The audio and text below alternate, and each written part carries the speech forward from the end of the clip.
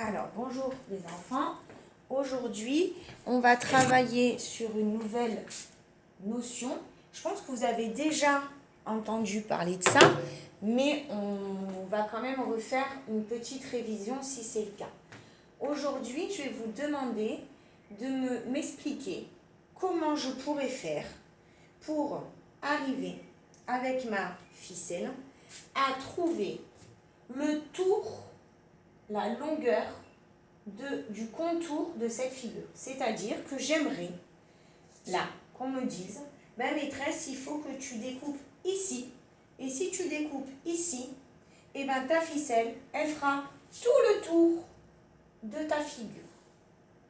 Alors, comment je pourrais faire pour trouver à quelle distance je dois découper cette ficelle pour arriver à faire pile poil tout le tour de cette figure, mais aussi de celle-ci après, puis de celle-ci, puis de celle-ci.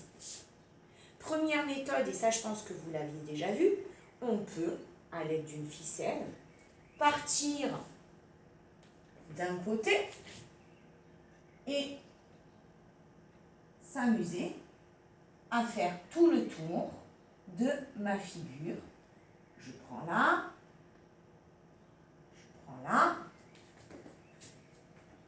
je continue ici, je tiens ici, et là, je referme bien ma figure. Je sais que pour faire tout le tour de cette figure, je vais avoir besoin de cette bande-là de ficelle. Je peux découper ici, et je sais que j'ai fait tout le tour. Bon, ben là, c'est facile, parce que ma figure, elle est petite. Maintenant, si je demande de me dire à quelle distance il faut que je découpe cette figure, de faire tout le contour de mon tableau. Il faudrait, ben, si vous étiez là, vous pourriez m'aider. Que je parte, qu'on tienne ici, qu'on aille jusqu'au bout. Hop, hop. Puis ensuite, qu'on remonte pour ensuite repartir de l'autre côté. On se rend compte que déjà toute seule, c'est pas évident, mais en plus, ça prend beaucoup de temps et qu'on commence à être un peu moins précis, parce que quand j'appuie, ça se défait, ça commence à prendre. Il me faudrait du scotch, etc. Donc, on peut faire autrement. On sait que quand j'ai fait ça,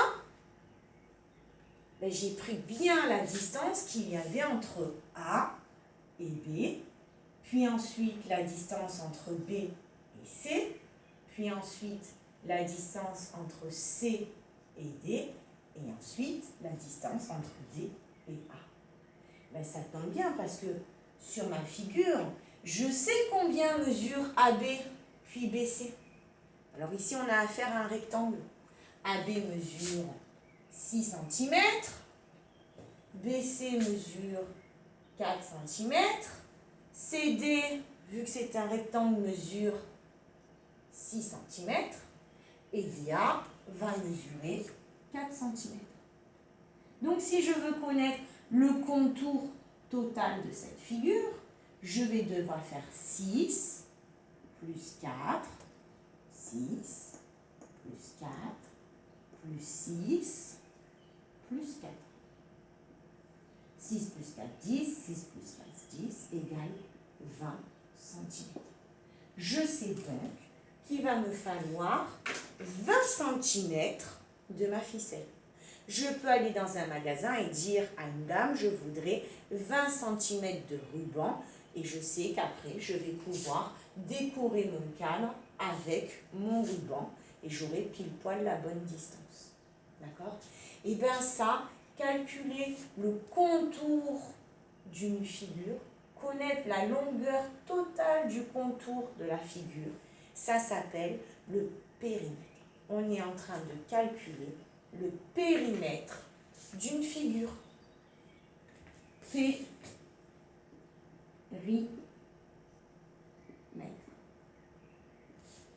Alors, si je vous demande de calculer le périmètre de ce carré EFGH, on sait que EF est égal à 4 cm. Ça va vouloir dire quoi? Que EFG est égal à 4, que GH est égal à 4 cm et que HE est égal à 4 cm. Si je veux aller acheter du ruban au magasin pour pouvoir faire le contour de ce cadre avec un joli ruban, c'est-à-dire qu'il va falloir que je connaisse le périmètre de ce carré, je vais devoir faire quoi? EF plus FG plus GH plus HE. C'est-à-dire 4 plus 4 plus 4 plus 4, ce qui est égal à 16 cm. Alors, ici, on a un trapèze, LMNO. LM est égal à 5 cm, MN est égal à 7 cm, NO 3 cm et OL 7. Calculez-moi le périmètre de cette figure. Vous appuyez sur pause, vous calculez et on corrige. Alors on corrige. Le périmètre c'est LM qui fait 5 plus MN qui est égal à 7 plus NO qui est égal à 3 plus OL qui est égal à 7. Ce qui nous fait 7 plus 3, 10, plus 5, 15, plus 7, 22 cm. Le périmètre est égal à 22 cm. Pour le triangle, vous avez PQ qui fait 6, QR qui fait 4 et RP qui est égal à 5. À vous de me calculer le périmètre de ce triangle. Je vous laisse calculer et on corrige. Correction, le périmètre est égal à PQ, 6, plus QR, 4, plus RP, 5. 6 plus 4, 10, plus 5, 15. 15 cm. Nous venons d'apprendre à calculer le périmètre de différentes figures géométriques, de n'importe quel polygone. Pour calculer le périmètre d'un polygone, j'additionne les longueurs de chaque côté jusqu'à ce que ma figure se referme. Je pars d'un point et je dois revenir à ce point-là. Alors, vous prenez la leçon et on va la compléter ensemble.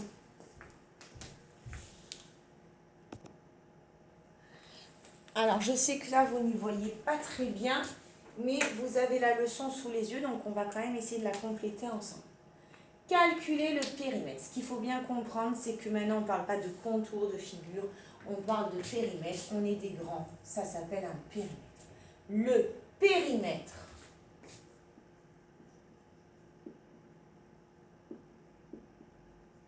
d'une figure et la longueur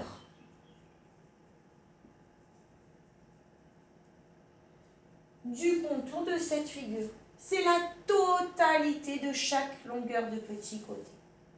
Donc, pour calculer le périmètre d'un polygone quelconque, on additionne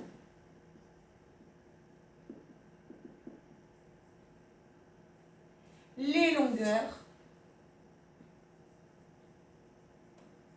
de tous les côtés. Rien de compliqué. J'additionne le signe plus. Ici, si je veux calculer le périmètre de ce polygone, on a... Alors, on va prendre un crayon vert. On entoure ici le mot périmètre. Périmètre, qu'est-ce que c'est? C'est tout ça. Premier côté, 7 cm, c'est 7. Plus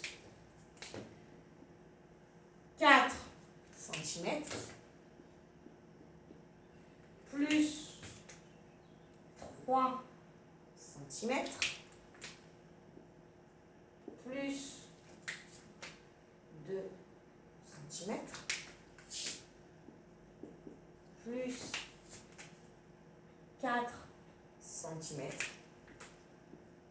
plus 2 cm. Je suis revenue à mon point de départ. Ma figure est bien fermée. J'ai bien fait tout le contour de ma figure. Il ne me reste plus qu'à additionner. Alors 7 plus 3, 10, 4 plus 4, 8 plus 2, 10, 10 et 10, 20, plus 2, 22. Le périmètre de ma figure est de 22 cm. Ça, à échelle réelle, mesurerait 22 cm. Périmètre de mon polygone. Alors, pour calculer le périmètre d'un polygone régulier, je peux utiliser la même méthode. Il va falloir que j'additionne ça, plus ça, plus ça, plus ça. Alors, si je l'appelle A, B, C, D. AB, c'est une longueur. Et BC, c'est une largeur. Vous vous rappelez, ça on l'avait vu dans le vocabulaire du rectangle. Un rectangle, il a 2 longueurs et 2 largeurs. Soit je réécris que c'est égal à AB plus BC plus CD plus DA. Et si on me donne les longueurs, j'additionnerai tous les petits nombres. Soit je peux dire quoi? AB et CD. AB, c'est une longueur. CD, c'est une longueur. Il y a combien de longueurs? 2. La formule, c'est 2 longueurs. C'est ça plus ça. C'est 2 fois cette longueur. Plus. Il y a combien de largeur dans un rectangle? BC, AD. BC, AD. C'est donc aussi égal à 2 fois la longueur. Donc, soit j'écris que c'est égal à AB plus BC plus CD plus DA. Soit je sais, dans ma tête, je retiens cette formule, que c'est 2 fois la longueur plus 2 fois la largeur. 2 longueurs plus 2 largeur. On regarde.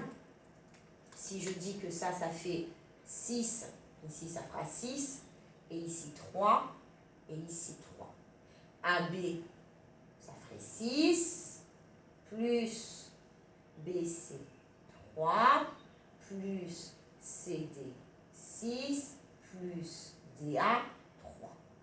6 plus 6, 12, plus 3, 15, plus 3, 18. Si j'utilise ma formule, 2 que multiplie 6, plus 2 que multiplie 3, 2 fois 6, 12, plus 2 fois 3, 6, je reviens bien à 18 cm. C'est une formule pour calculer plus rapidement. Le carré, si je l'appelle G, H, D, E. On sait qu'un carré, ça s'appelle un côté, et que ce côté est égal à ce côté, qui est égal à ce côté, qui est égal à ce côté. On peut l'appeler petit c, ce côté. C'est le même partout. Et bien, soit je dis que c'est égal à GH plus HD plus DE plus EG. Soit je donne ma formule que c'est 4 que multiplie C. Je vois bien C 4 fois. Si ici ça fait 4, 4, 4, 4, j'aurai donc 4 plus 4 plus 4 plus 4 et ça sera égal à 16. Ou tout simplement je rentre dans ma formule, c'est 4 que multiplie 4 égale 16. Un triangle équilatéral PTR. Triangle équilatéral, on se rappelle, 3 côtés égaux. PT est égal à TR qui est égal à RP. D'accord? Je veux calculer le périmètre. Ben, c'est quoi? C'est PT plus TR plus RP. C'est aussi égal. Nous savons que ça est égal à ça, qui est égal à ça. Ben, si je l'appelle petit a, hein, ce côté, c'est égal à 3 fois a, ou petit c, 3 fois le côté. On va l'appeler petit c, comme ça vous vous rappellerez que c'est 3 fois le côté, puisqu'il est identique. Dans un triangle équilatéral, les 3 côtés sont identiques. Donc si j'ai 3 ici, ben j'ai 3 ici, j'ai 3 ici. Ça nous fait bien 3 plus 3 plus 3 fait 9. Si j'utilise la formule, c'est 3 fois le petit c. Petit c, c'est égal à 3. Et bien ça nous fait 3 que multiplie 3 égale 9. Alors ça, ce sont des formules pour aller plus vite. Mais le principe est le même.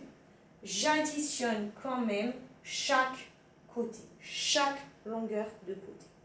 Après, soit j'enregistre la formule pour aller plus vite en fonction des polygones réguliers, soit je prends mon temps, j'ai bien compris que c'était ça, plus ça, plus ça, plus ça, et j'additionne tranquillement. Le résultat sera le même, il n'y a pas de souci. C'est juste après une question de rapidité. Voilà les enfants, aujourd'hui on a travaillé sur le périmètre des polygones